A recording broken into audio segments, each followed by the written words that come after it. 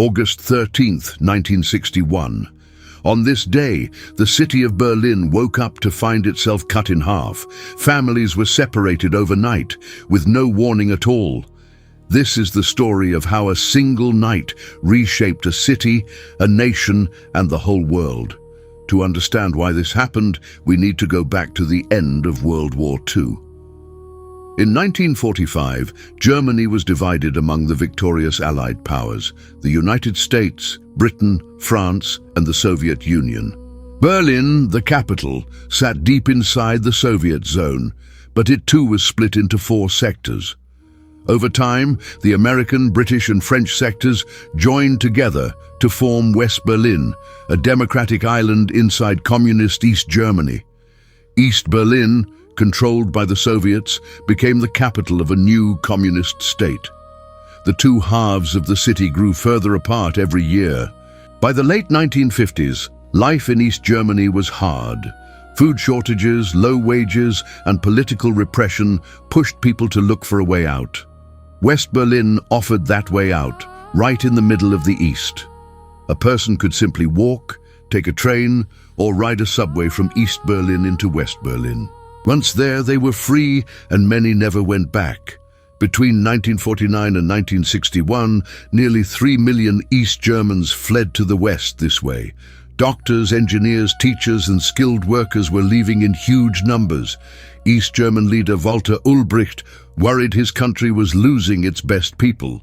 He turned to Soviet leader Nikita Khrushchev for a solution.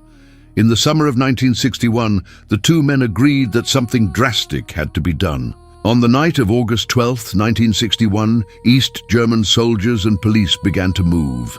They worked quietly, under the cover of darkness, so no one would suspect what was coming. Trucks rolled through empty streets, carrying coils of barbed wire and concrete posts. Soldiers took their positions along the entire border between East and West Berlin.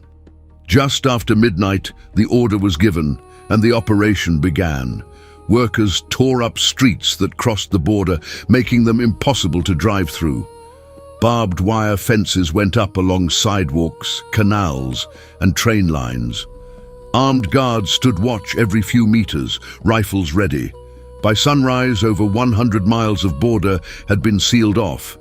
Berlin had been cut in half, while its people were asleep.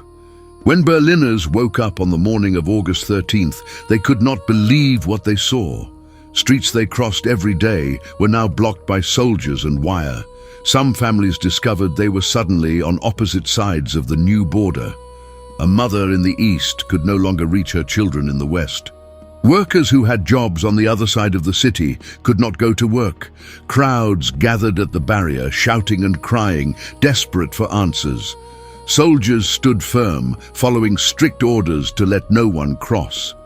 In the days that followed, the wire fences were replaced with concrete blocks. What began as a barrier of wire slowly became a permanent wall of concrete and guard towers. East Germany called it an anti-fascist protection wall, but the world knew it as the Berlin Wall.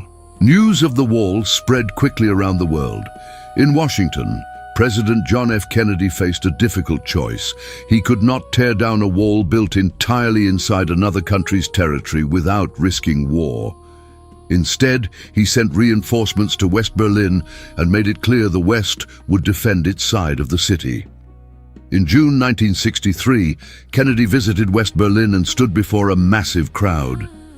He declared his solidarity with the people trapped behind the wall, saying he too was a Berliner. Meanwhile, the wall grew stronger, with guard dogs, watchtowers, and death strips added over the years. Hundreds of people risked their lives trying to escape over or under it. Many made it to freedom, but many others did not survive the attempt.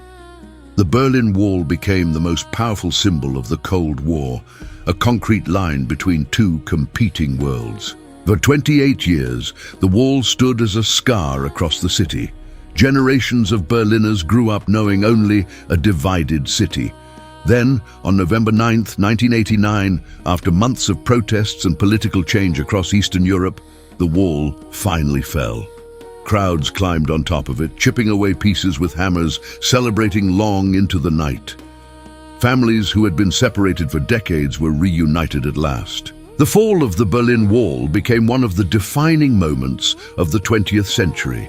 It's hard to imagine waking up one day and finding your own city split in two. If you were alive during the Cold War, or if you have family who lived through it, we would love to hear your story in the comments. If you enjoyed this journey through one of history's most dramatic nights, make sure to subscribe for more international history stories like this one.